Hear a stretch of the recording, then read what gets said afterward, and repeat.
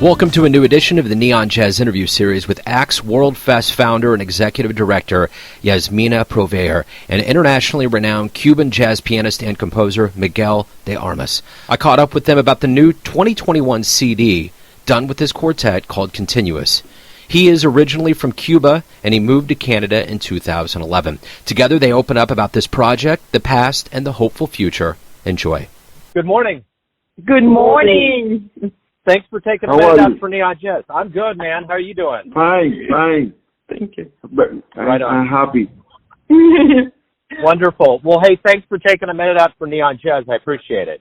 No, thank you for reaching out. I guess you listened to the album? Yes, absolutely. Yeah, and I'm curious with this release coming out during a pandemic and things are kind of still in limbo. Talk to me a little bit about releasing music during this time. Oh my goodness, that was a big challenge because the entire process, usually, everyone, when they put an album, and particularly when you have guest musicians, you always plan to go into a studio.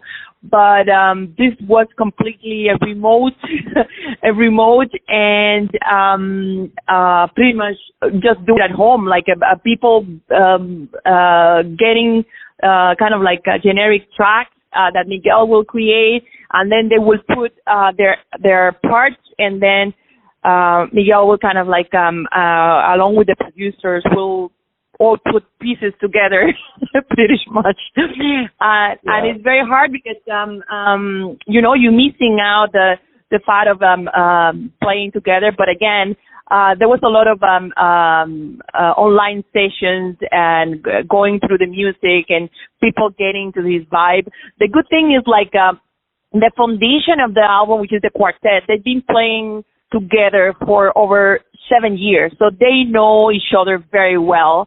And it's just with the guest musicians getting aligned with that kind of musicianship and their synchronicity that they already have built for all these years playing together.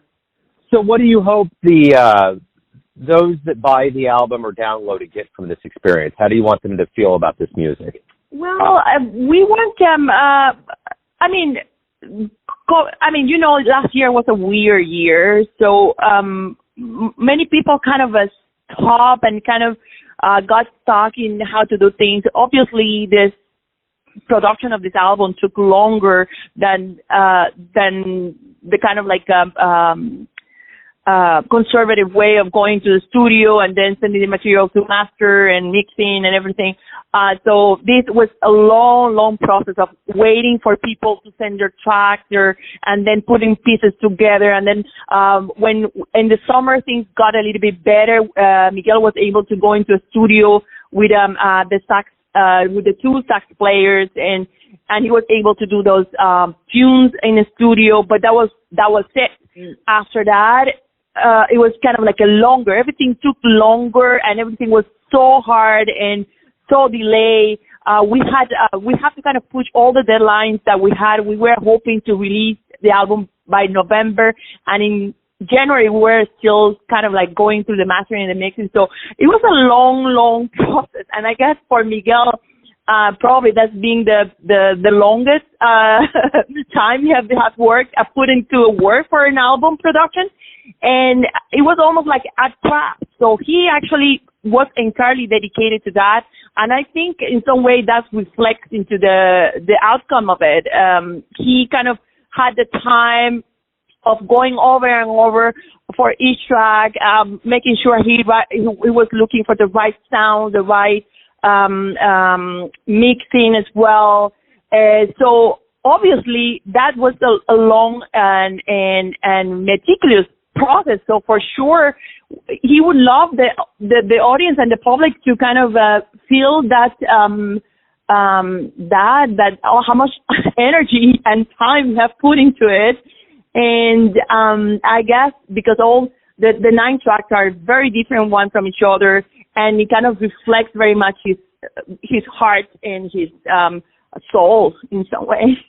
So it's like every musician, when they have an album, they're looking forward to connect and to reach out to the audience and make sure the music translates to people in a positive way. Because a lot of people look back and they say, oh my God, what a bad year. It was so painful, and we kind of aware of all the loss people had and all the suffering people have, and that the adaptation to new settings and changing their way of doing things. But we just try to just keep up with being positive and try to give away the best of us. Speaking of roots, yeah.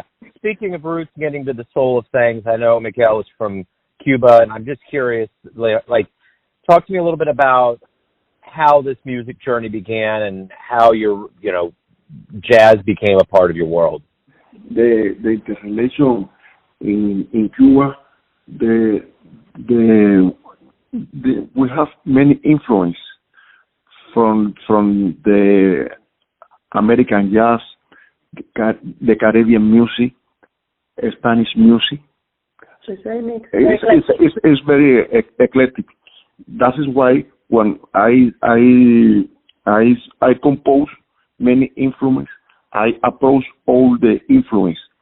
Well, Cuba has been an epicenter of music for many people in the world, in the music world, across the globe, and everyone. When you mention Cuba, people right away can identify one of the best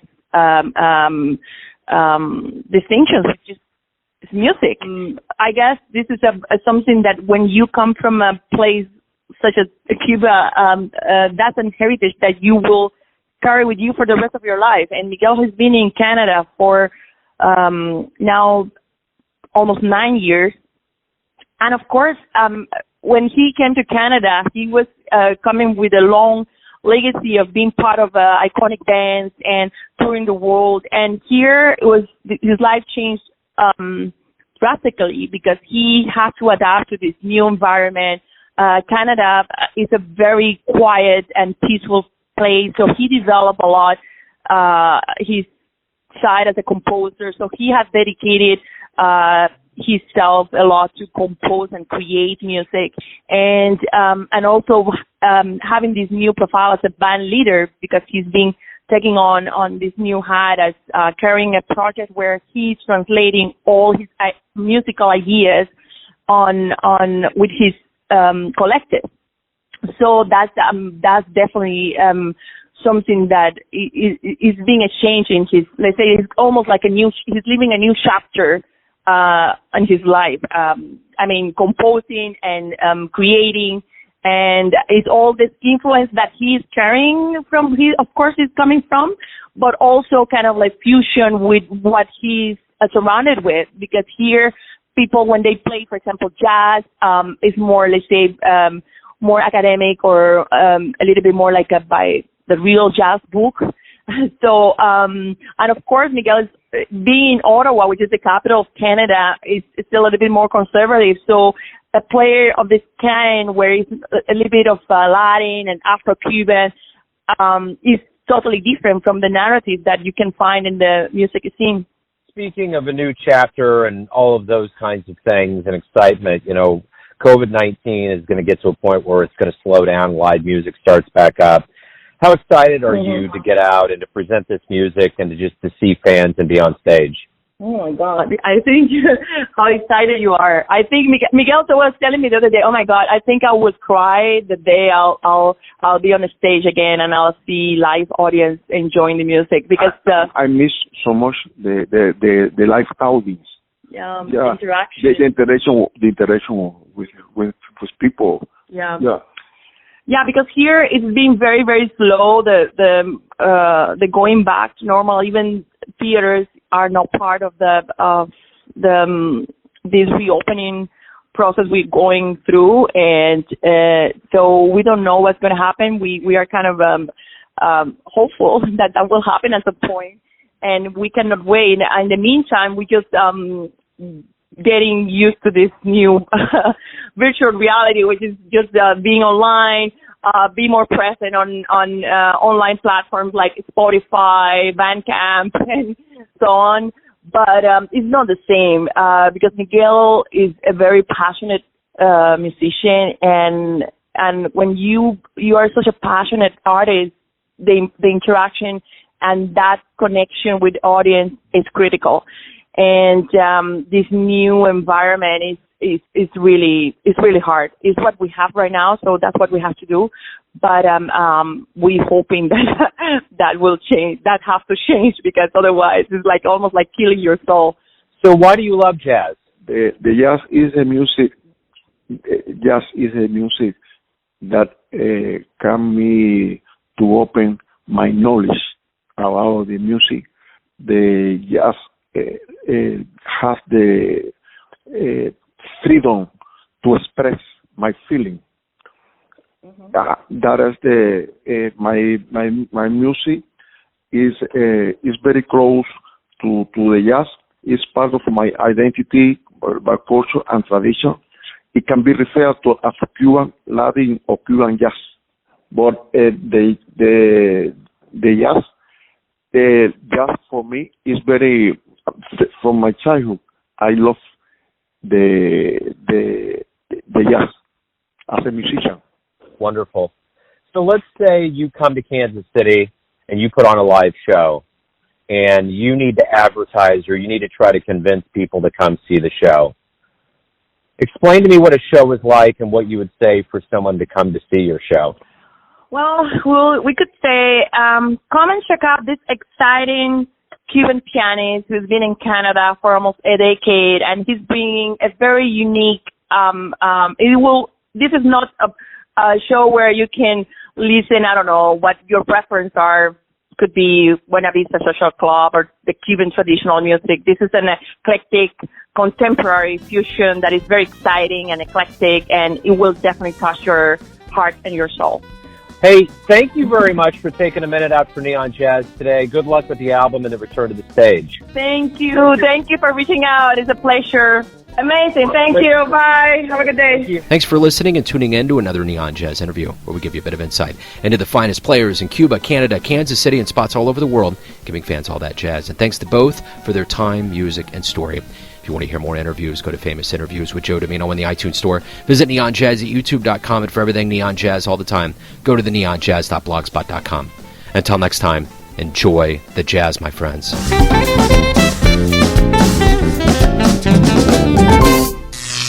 Neon Jazz.